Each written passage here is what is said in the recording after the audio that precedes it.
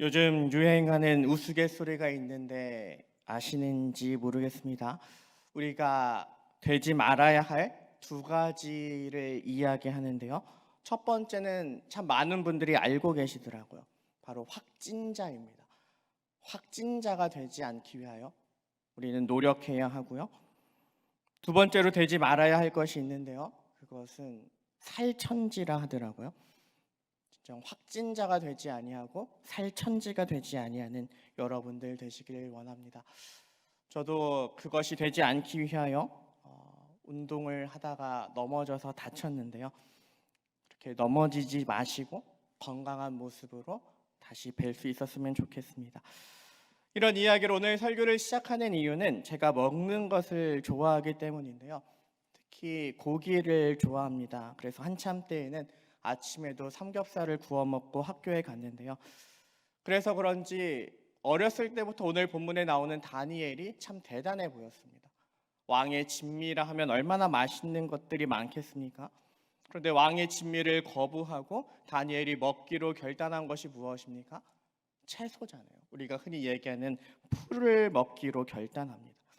그래서 어려서부터 이 다니엘이 대단해 보이더라고요. 어떻게 이 유혹을, 고기의 유혹을 거절할 수 있었을까? 그렇게 궁금해졌어요. 다니엘이 왕의 진미를 거부할 수 있는 이유는 무엇이었을까? 왕의 음식과 그가 마시는 포도주를 거부한 이유는 무엇이었을까? 여러분들은 그 이유에 대해 무엇이라 생각하십니까? 제가 지금까지 들었던 해석들은요, 이 왕의 음식이 신전에 바쳐진 제물이었기 때문이다라는 이야기를 들었어요. 네, 다니엘을 쭉 연구해 보니 그럴 것 같지는 않아요. 왜냐하면 이 구절 때문입니다. 다니엘 10장 3절입니다. 새 이래가 차기까지 좋은 떡을 먹지 아니하며 고기와 포도주를 입에 대지 아니하며 또 기름을 바르지 아니하니라. 이는 고레스 왕 때에 다니엘이 환상을 본 후에 두려워서 하나님 앞에 겸비했던 그와 같은 모습을 이야기하고 있는데요.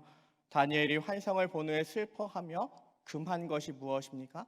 좋은 떡을 먹지 아니하였고요, 고기와 포도주를 입에 대지 아니하였고요, 또 머리를 기름에 바르지 아니합니다. 즉 이때 좋은 떡과 고기와 포도주를 입에 대지 않았다는 것은 그때까지 다니엘이 포도주와 고기를 입에 대었다는 거예요? 안 대었다는 거예요?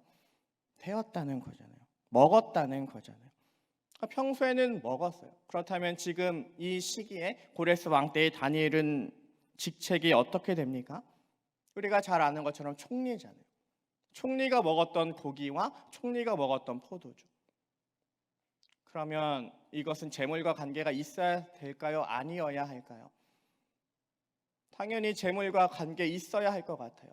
1장에 나오는 유다에서 잡혀온 포로들에게까지 왕의 진미를 줄 때, 왕의 음식을 줄 때 재물을 주었다면 당연히 총리가 되어 있는 지금 10장에 나오는 다니엘에게도 그와 동일한 음식이, 아니 그것보다 더 좋은 음식이 주어져야만 맞습니다.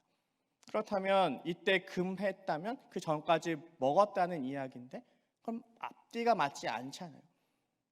그래서 이와 같은 위험성이 있습니다. 그가 먹었던 왕의 음식은 과연 무엇인가에 대하여. 그래서 학자들은 이 음식에 대하여 많은 의견들을 냈고요. 그 의견들이 총 9가지로 정리가 되는데요. 그 9가지 중에 제가 인정했던, 그리고 참 그럴듯하다라고 생각했던 해석은 이러합니다. 골딩게이는 WBC 주석에서 이런 이야기를 하는데요. 그 당시 고대 근동 국가에서 왕의 음식을 먹는다는 것은, 왕의 진미를 먹는다는 것은 왕에게만 충성하고 왕만을 의지하겠다는 언약 관계를 의미한다. 그러나 다니엘은 왕의 음식을 먹지 않겠다고 다짐한다. 이는 내가 비록 몸은 바벨론의 포로로 잡혀왔지만 나는 하나님의 사람이다. 하나님께 영적 순결을 바친 사람이다. 바벨론에서 살아가지만 바벨론의 영향을 받으며 사는 사람이 아니라는 것을 보여주는 것이다. 그렇게 골డిం게이는요, 이것이 우상의 제물이기 때문이 아니라 하나님을 향한 헌신의 문제다, 하나님을 향한 신뢰의 문제다라고 이야기를 합니다. 그리고 저도 이 해석에 동의합니다. 저도 이를 확실히 느낀 적이 있는데요. 바로 군대에서였어요. 훈련소에서 밥을 먹을 때는 혼자 밥을 먹을 수 없습니다. 한 분대가 같이 밥을 먹어야 해요. 그렇게 한 줄로 서서 식판에 음식을 받고 오면 바로 먹을 수 있는 것이 아니고요. 모두 다 앉은 후에 하나의 글을 읽게 되어 있습니다. 그때 읽었던 구절이 이러해요. 국민의 정성 어린 이 음식을 감사히 먹겠습니다.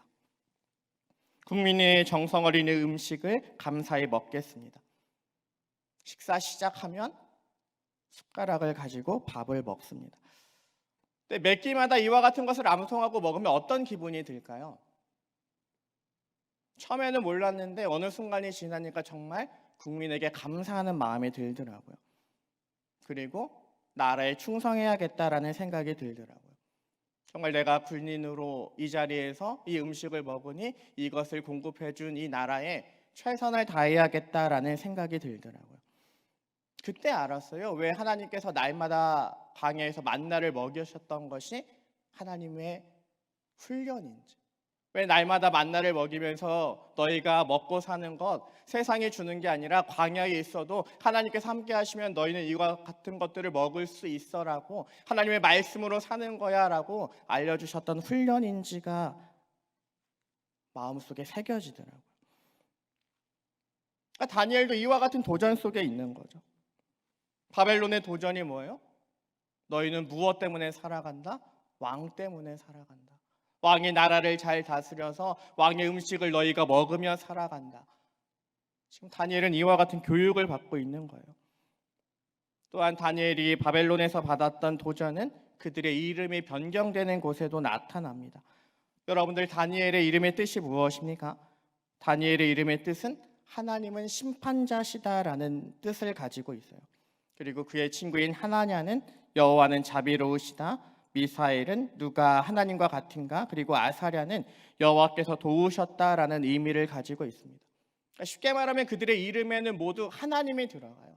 하나님은 심판자시다, 여호와는 자비로우시다, 누가 하나님과 같은가, 여호와께서 도우셨다. 그렇게 하나님과 관계된 이름을 바벨론은 어떻게 변경합니까? 다니엘은 벨드사살, 벨이 총애하는 관리라는 뜻을 가진 벨드사살로 바뀌고요. 하나냐는 왕의 서기관이라는 뜻을 가진 사드락으로, 미사엘은 왕의 손님이라는 뜻의 메삭으로, 그리고 마지막 아사랴는 느보의 종이라는 뜻을 가지고 있는 아벳느고로 이름이 변경됩니다. 즉 하나님과 관계된 이름이 어떻게 바뀌는 거예요? 바벨론에서 섬기고 있는 신들의 이름과 또한 왕과 관련된 이름으로 변경되는 거죠. 그렇게 하나님을 찬양하던 그들이 어떻게 되는 거예요? 하나님과 관계없는 바벨론의 신과 바벨론의 왕을 위하여 살아가는 자들로 변경되는 거예요. 즉 그들이 매일마다 공급되는 왕의 진미와 그들이 바뀐 이름을 통하여 바벨론이 하고자 하는 것은 무엇입니까? 세뇌 교육이에요. 일제시대 때 일본이 민족 말살 정책을 우리에게 펴서 이름을 바꾸고 또한 학교에서 무엇인가를 계속 암송하게 했던 것처럼 그와 같은 교육이 이루어지고 있는 거예요. 너희는 하나님 때문에 살아가는 자들이 아니라 바벨론에서 바벨론 왕으로 인하여 살아가는 자들이다. 그와 같은 이야기가 계속 흘러나오게 하는 거예요. 바벨론 왕에게 감사하는 마음을 갖게 하는 거예요. 그렇게 군인들이 훈련소 과정을 거쳐서 나라를 지키는 군인들로 변경되는 것처럼 이 3년이라는 기간 동안 바벨론의 충성스러운 자들이 되도록 그들의 이름을 바꾸고 그들에게 날마다 왕의 음식을 주므로 그들이 원하는 사람들로 변화시키는 것입니다. 여러분들 이와 같은 삶을 계속 살게 되면 어떻게 될까요? 이 속에서 정신 차리지 않으면 어떻게 될까요? 어느 순간인가 그 생각에 동화될 거예요. 제가 군대에서 아무 생각 없이 훈련을 받고 있으니까 나라에 충성하게 해야겠다라는 생각이 어느 순간인가 저에게 생긴 것처럼 나도 모르게 그렇게 변화되는 거예요. 가랑비에 옷 젖는 것처럼 하나하나 물들어가는 거예요. 그런데 이 속에서 다니엘은 어떻게 합니까? 결단합니다. 그가 했던 결단이 무엇입니까? 우리가 익히 들어 잘 알고 있는 8절이에요. 다니엘은 뜻을 정하여 왕의 음식과 그가 마시는 포도주로 자기를 더럽히지 아니하리라 하고 자기를 더럽히지 아니하도록 환관장에게 구하니. 그렇게 다니엘이 정한 것이 무엇입니까? 더럽혀지지 않겠다라는 거예요. 나는 더럽혀지지 않을 거야. 하나님이 나의 심판자임을 고백하는 나의 삶을 결단코 버리지 않을 거야. 다니엘은 자신을 더럽히지 않기를, 바벨론에 물들지 않기를 구하며 나아갑니다. 진정 바라기는 다니엘처럼 결단하며 나아가는 우리 모두가 되기를 원해요. 생각해보면 오늘 우리가 처해 있는 상황도 동일한 것 같아요.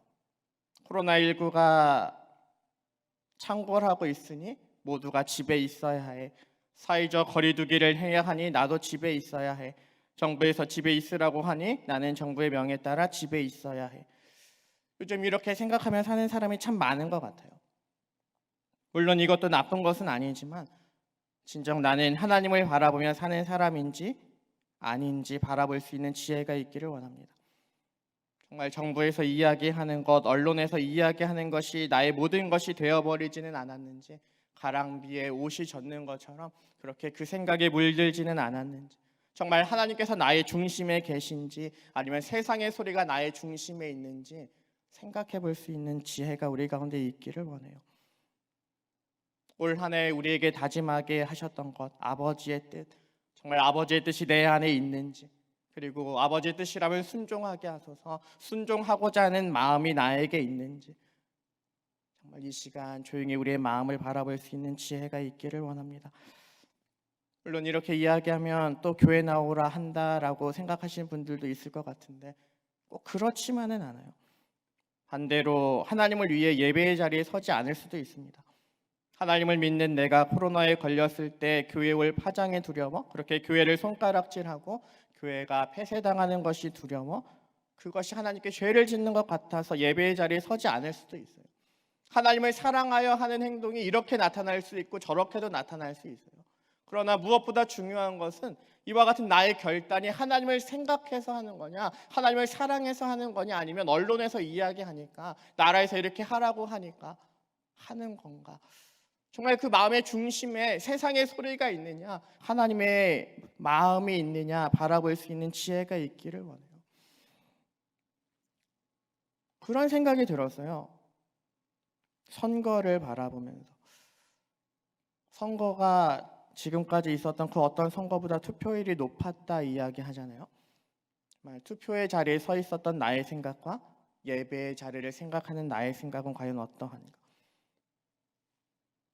코로나19에 대한 염려로 하나님에 대한 나의 열정들이 가랑비에 옷 젖듯이 그렇게 무너지지는 않았는지, 그런데 또 세상 사람들이 투표를 해야 된다고 하니까 그 자리에 갔는데 교회 또한 그들이 가지 말라고 하니까 안 오지는 않았는지, 정말 그들의 말 때문에 내가 좌지우지 되었는지, 아니면 하나님을 향한 생각 때문에, 하나님을 향한 열정 때문에 내가 이것을 결단하고 이와 같은 행동을 했는지 나 자신을 바라볼 수 있는 지혜가 있기를 원합니다.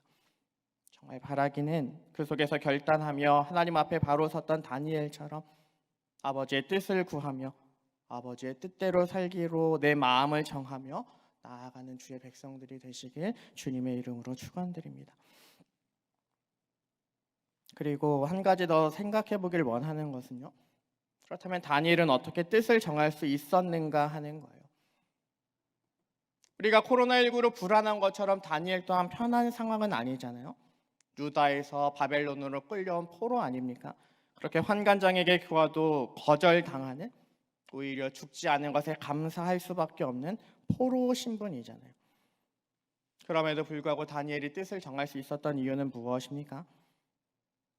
학자들은 다니엘 1장 1절 2절을 이야기하는데요, 읽어보면 이러합니다.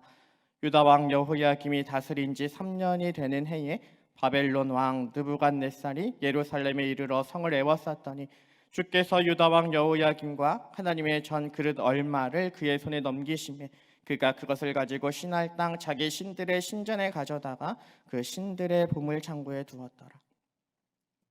이 속에서 알 수 있는 다니엘의 생각은 무엇입니까? 유다가 망한 이유가 뭐예요? 유다가 힘이 약해서, 유다의 국력이 약해서, 바벨론이 너무나 강대국이어서 유다가 망한 것입니까? 아니요, 다니엘은 그와 같이 이야기하지 않아요. 유다의 군사력과 바벨론의 군사력을 비교하지 않습니다. 다니엘이 이야기하는 건 하나예요. 주께서 그와 같이 하셨다. 주께서 여호야김과 성전의 그릇 얼마를 넘겨주셨다. 하나님이 하신 일이다. 이야기합니다. 무엇입니까? 다니엘은 무엇을 바라보고 있는 거예요? 포로로 잡혀온 이 순간에도, 바벨론의 왕궁에서 주는 대로 먹을 수밖에 없는 이 순간에도 무엇을 바라보고 있는 거예요? 이 세상을 다스리시고 이 세상을 운행하시는 하나님을 바라보고 있는 거예요. 왜 이와 같은 일들이 일어났는지 모르지만, 하나님께서 왜 자신들을 바벨론의 포로로 끌려오게 하셨는지 모르지만, 왜 예루살렘 성이 함락당하게 하셨는지 모르지만, 이것은 하나님께서 하셨다라는 거예요. 하나님께서 뜻이 있었기 때문에 하셨고, 그래서 나는 이 속에서도 하나님의 뜻을 구해야 한다는 것입니다. 욥이 놀라운 고백을 하잖아요. 욥기 1장 21절을 보면, 내가 모태에서 알몸으로 나왔사온즉 또한 알몸이 그리로 돌아가올지라. 주시니도 여호와시요 거두시니도 여호와시오니 여호와 이름이 찬송을 받으실지니이다.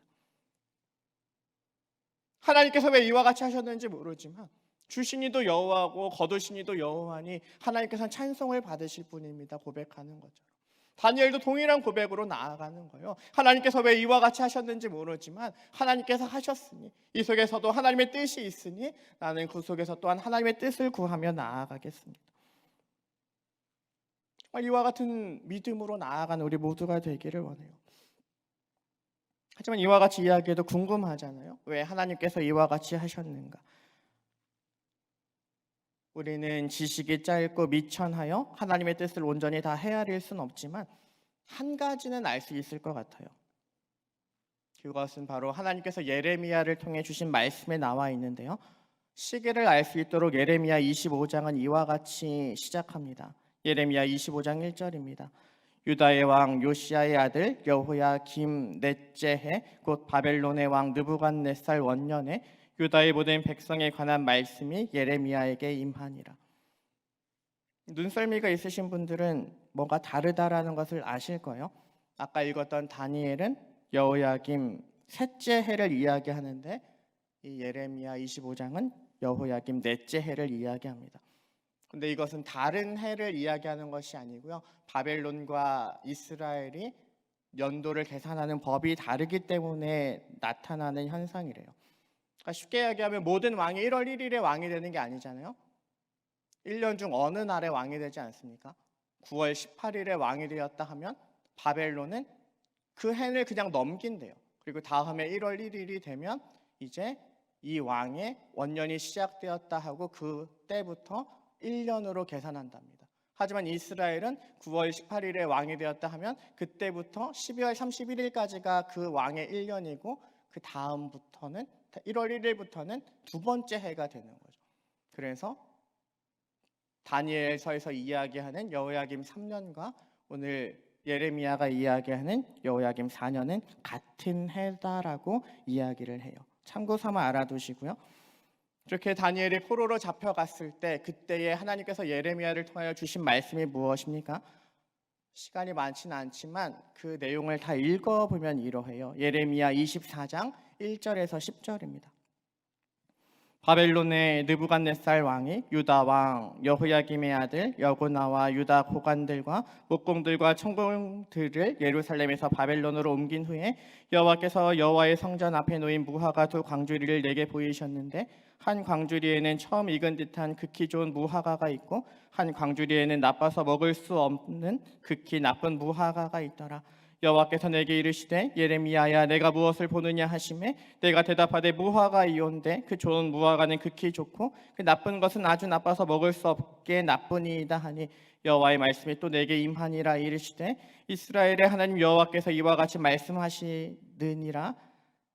내가 이곳에서 옮겨 갈대아인의 땅에 이르게 한 유다 포로를 이 좋은 무화과 같이 잘 돌볼 것이라. 내가 그들을 돌보아 돌아보아 좋게 하여 다시 이 땅으로 인도하여 세우고 헐지 아니하며 심고 뽑지 아니하겠고 내가 여호와인 줄 아는 마음을 그들에게 주어서 그들이 전심으로 내게 돌아오게 하리니 그들은 내 백성이 되겠고 나는 그들의 하나님이 되리라. 여호와께서 이와 같이 말씀하시니라. 내가 유다의 왕 시드기야와 그 고관들과 예루살렘의 남은 자로서 이 땅에 남아 있는 자와 애굽 땅에 사는 자들을 나빠서 먹을 수 없는 이 나쁜 무화과 같이 버리되 세상 모든 나라 가운데 흩어서 그들에게 환난을 당하게 할 것이며 또 그들에게 내가 쫓아보낼 모든 곳에서 부끄러움을 당하게 하며 말거리가 되게 하며 조롱과 저주를 받게 할 것이며 내가 칼과 기근과 전염병을 그들 가운데 보내 그들이 내가 그들과 그들의 조상에게 준 땅에서 멸절하기까지 이르게 하리라 하시니라. 이게 그때에 다니엘이 잡혀간 그때에 하나님께서 예레미야를 통해 주신 말씀인데요. 뭐예요? 하나님께서 두 광주리를 보여주셨는데 그게 뭐예요? 좋은 무화과와 나쁜 무화과. 하나님께서 좋은 무화과와 나쁜 무화과를 나누시겠대요. 바벨론을 통하여 좋은 무화과와 나쁜 무화과를 골라내시겠대요. 마음으로 하나님을 찾는 좋은 무화과와 하나님을 찾지 않는 나쁜 무화과로 이들을 나누시겠대요. 진심으로 여호와를 찾는 자들과 그렇지 않은 자들을 나누시겠대요. 이것이 다니엘이 포로로 잡혀갈 때 하나님께서 예레미야를 통해 주신 말씀입니다. 즉 하나님께서 무엇을 원하신다는 거예요? 그들이 바벨론으로 끌려갈 때 무엇을 원하신다는 거예요? 마음의 중심으로 하나님을 찾는 것을 원하신다는 거죠. 이 상황 속에서 그들의 마음을 보시겠다라는 거예요. 그들의 마음을 보고 이들이 참 무화과인지 좋은 무화과인지 아니면 나쁜 무화과인지 확인하시겠다는 겁니다. 그러면 이 속에서 신자들은 어떻게 해야 할까요? 다니엘처럼 뜻을 정해야죠. 나는 이 속에서 무너지지 아니하리라. 이 속에서도 하나님을 떠나지 아니하리라. 이 속에서도 나를 더럽히지 아니하리라. 결단해야 하는 거예요. 포로로 잡혀왔는데 하나님이 무슨 소용이냐? 먹고 사는 것이 우선이지 하나님이 어디 계시냐? 그냥 세상 사람들이 이렇게 하니까, 바벨론에 끌려온 사람들이 이렇게 하니까 우리도 그냥 그렇게 하면 된다. 그와 같이 세상 사람들의 말에 동화되어, 그들의 말에 동화되어 바벨론의 사람들이 하는 말에 동화되어 사는 것이 아니라, 이렇게 하나님을 이야기하지 않으며 사는 것이 아니라, 그들에게 물들어 하나님 없는 삶을 사는 것이 아니라 이 속에서도 결단하며 살아야 하는 거예요. 하나님의 마음을 아는 자들은, 이렇게 하나님을 참되게 예배하는 자들은 이 속에서도 뜻을 정하며 하나님께서 마음을 돌이켜 하나님을 찾는 자를 원하시기에 그 속에서 좋은 무화과가 되기 위해 노력하는 삶을 살아야 하는 거죠. 그래서 하나님께서 바벨론에 시련을 주신 거예요. 그리고 이는 오늘도 마찬가지라 생각해요. 코로나19를 왜 주셨는지는 모르겠어요. 하지만 분명한 것은 이 속에서 드러난다라는 거예요. 우리가 참 신자인지 거짓 신자인지, 우리가 마음으로 하나님을 간절히 찾는 자인지 그렇지 않는 자인지가 이 속에서 드러난다라는 거예요. 진정 바벨론의 포로로 잡혀갔던 다니엘이 그 속에서도 하나님을 바라보고 역사를 주관하시는 하나님을 바라보고 그 속에서 뜻을 정했던 것처럼 정말 그 말씀을 바라보며 코로나19 가운데 우리는 어떤 뜻을 정하고 있는지, 정말 그럼에도 불구하고 이 세상을 운행해 가시는 하나님 앞에, 우리에게 코로나19를 주신 하나님 앞에 우리는 어떤 마음으로 살아가고 있는지 바라볼 수 있는 지혜가 있기를 원합니다. 참 많은 생각이 들었어요. 올해 평내교회에 주신 표어, 아버지 뜻이라면 순종하게 하소서, 이와 같은 표어를 주시고 코로나19를 통하여 우리에게 물으실 때 너는 얼마나 아버지 뜻을 생각하며 순종하고 있느냐 물으실 때, 그 속에서 저도 다니엘처럼 뜻을 정하며 아버지 앞에 섰습니다라고 고백할 수 있는 우리 모두가 되기를 원합니다. 어제 이 설교를 준비할 때 우연찮게 한 권의 책을 접하게 되었어요. 그 책의 내용을 잠시 읽어드리면 이러합니다. 하나님의 뜻이면 살 것이고 그렇지 않으면 죽을 것이다. 나는 이 책이 출판되는 것을 보지 못하고 죽을지도 모른다. 최소한 나의 친척 가운데 한 사람이 코로나 바이러스에 감염되었다. 내 나이는 74이고 내 폐는 혈전이 막혀 있는 데다 계절적 기관지염까지 앓고 있다. 그러나 이 모든 요인들이 궁극적으로 나의 운명을 결정하는 것은 아니다. 하나님이 결정하신다. 이것이 좋은 소식일까? 물론이다. 하나님의 바울을 절망스러운 상황에까지 이르게 하신 이유를 잠시 생각해 보자. 형제들아, 우리가 아시아에서 당한 환난을 너희가 모르기를 원하지 아니하노니 힘에 겹도록 심한 고난을 당하며 살 소망까지 끊어지고 우리는 우리 자신이 사형 선고를 받는 줄 알았으니 이는 우리로 자기를 의지하지 말고 오직 죽은 자를 다시 살리시는 하나님만 의지하게 하심이라. 바울은 자신이 경험한 절망스러운 상황을 사탄의 역사나 우연한 사고로 간주하지 않았다. 하나님이 결정하신 일이다. 그리고 거기에는 목적이 있었다.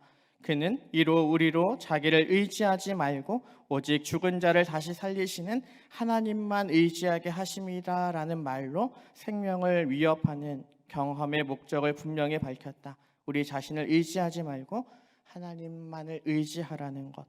이것이 코로나 바이러스가 주는 메시지이다. 존 파이퍼 목사님의 글이었어요.